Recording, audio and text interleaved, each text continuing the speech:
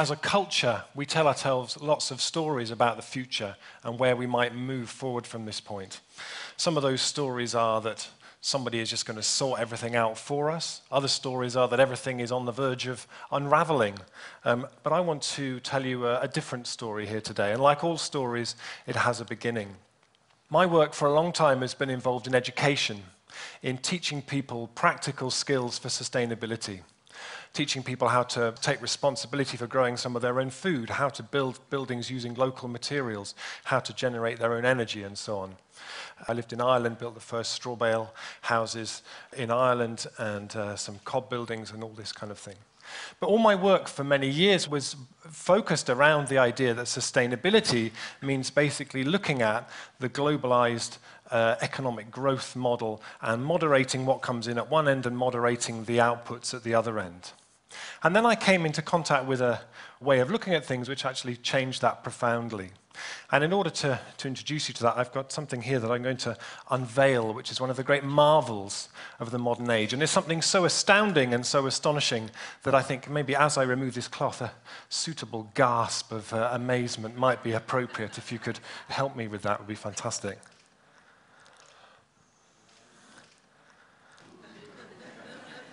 This is a litre of oil. This bottle of oil, distilled over 100 million years of geological time, ancient sunlight, contains energy equivalent to about 5 weeks hard human manual labor, equivalent to about 35 strong people coming round and working for you. We can turn it into a dazzling array of materials, medicine, modern clothing, laptops, a whole range of different things. It gives us an energy return that's unimaginable historically. We've based the design of our settlements, our business models, our transport plans, even the idea of economic growth, some would argue, on the assumption that we will have this in perpetuity. Yet when we take a step back and look over the span of history at what we might call the petroleum interval, it's a short period in history where we've discovered this extraordinary material and then based a whole way of life around it.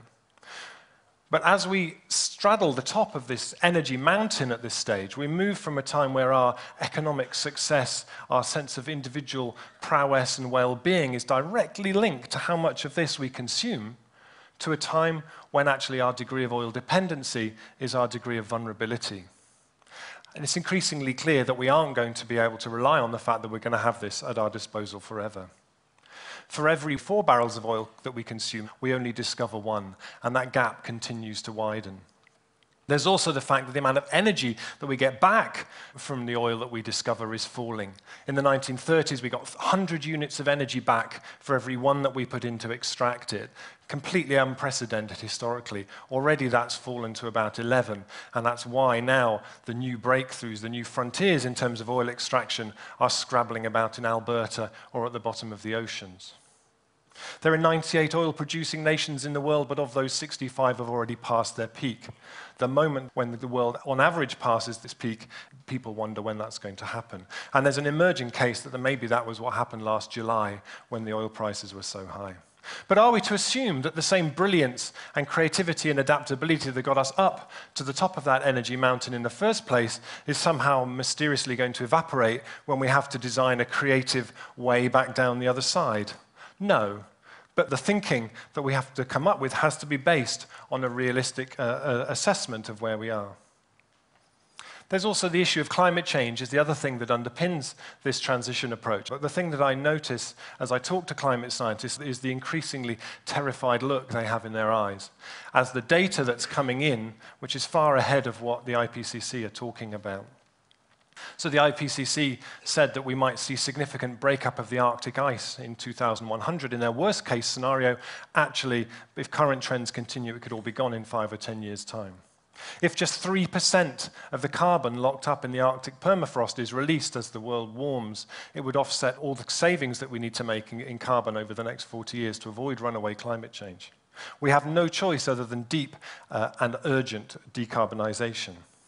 But I'm always very interested to think about what might the stories be that the generations further down the slope from us are going to tell about us. The generation that lived at the top of the mountain, that partied so hard and so abused its inheritance. And one of the ways I like to do that is to look back at the stories people used to tell before we had cheap oil, before we had fossil fuels, and people relied on their own muscle, animal muscle energy, or a little bit of wind, a little bit of water energy.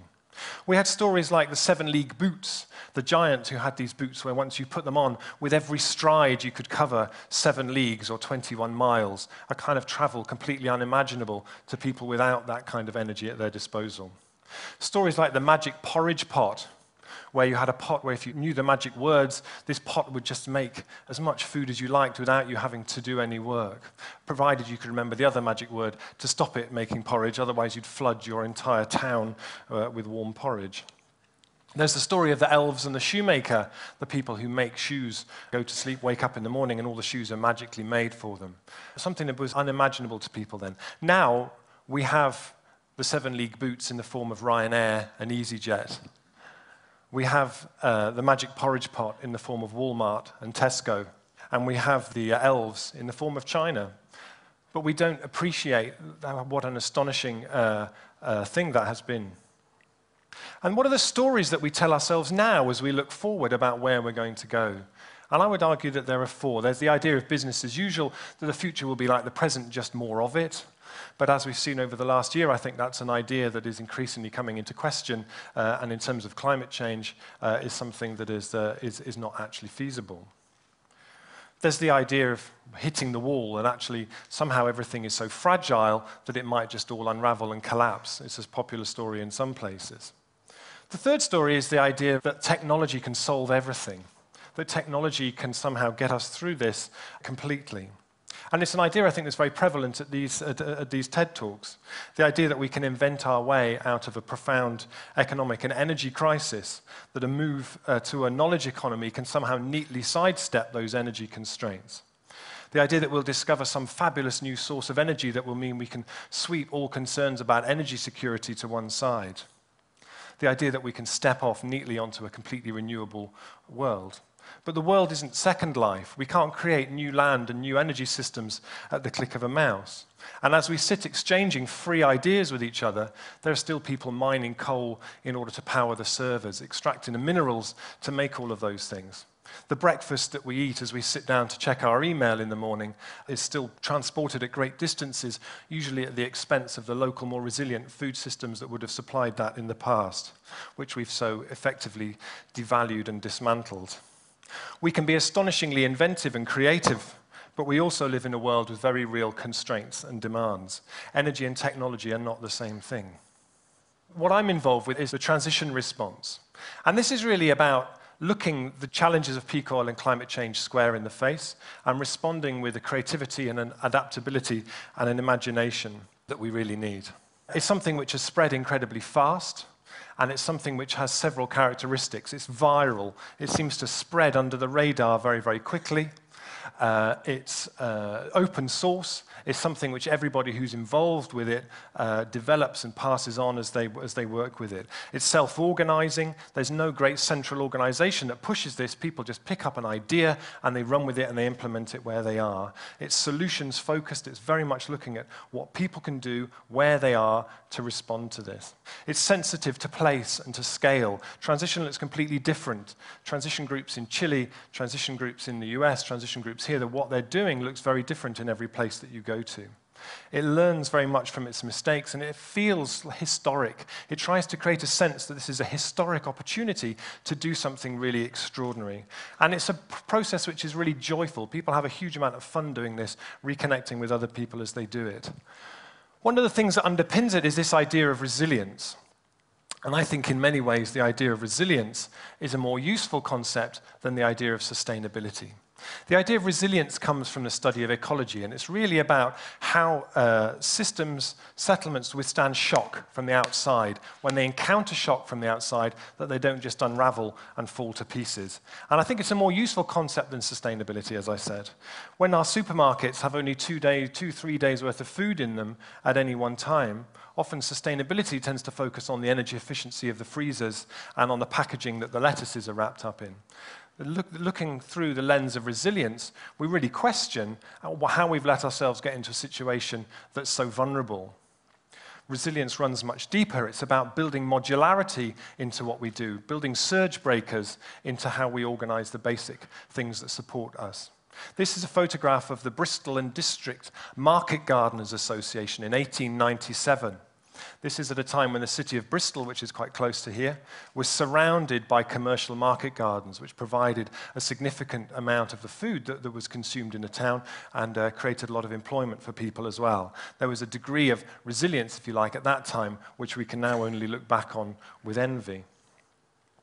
So how does this transition idea work? So basically, you have a group of people who are excited by the idea. They pick up some of the tools that we've developed.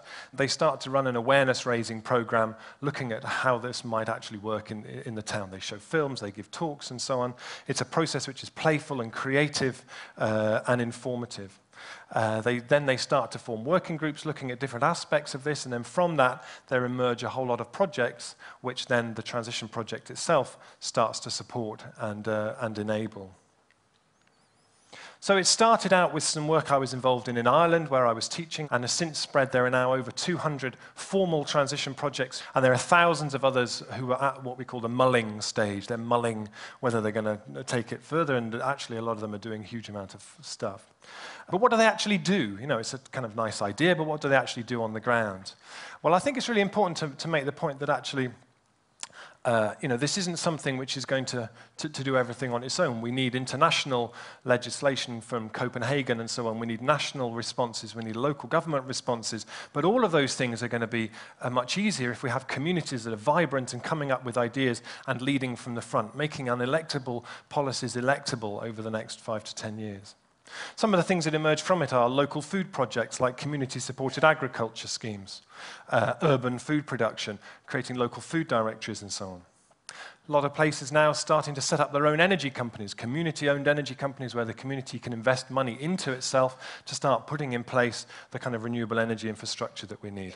A lot of places working with their local schools. Newent in the Forest of Dean, big polytunnel they bought for the school. The kids are learning how to grow food. Promoting cycling, things like garden share that matches up people who don't have a garden who would like to grow food with people who have gardens they aren't using anymore.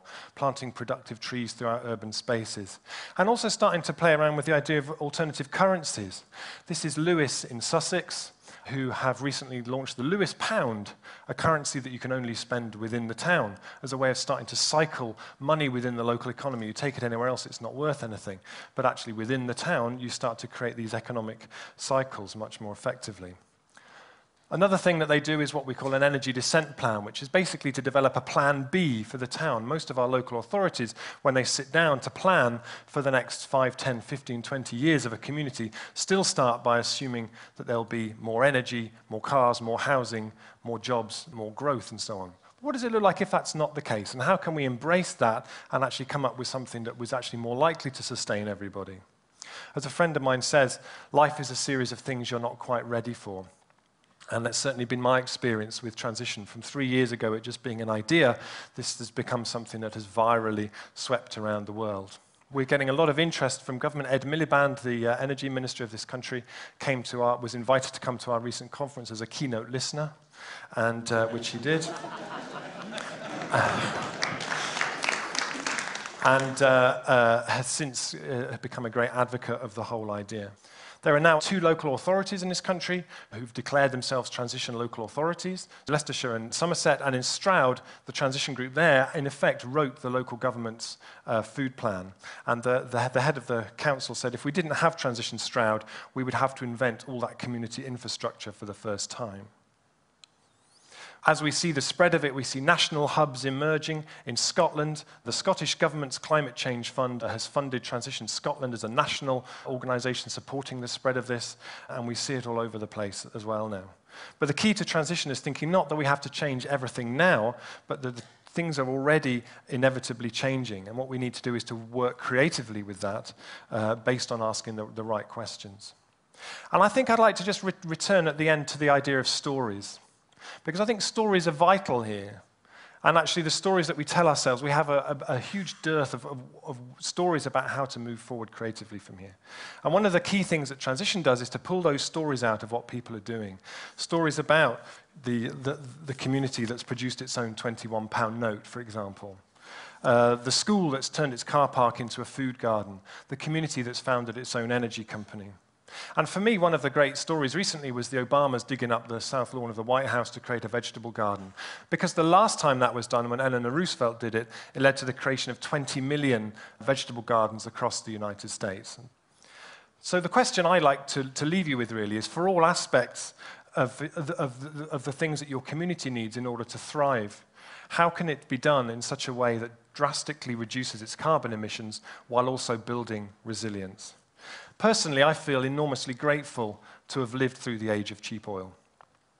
I've been astonishingly lucky. We've been astonishingly lucky.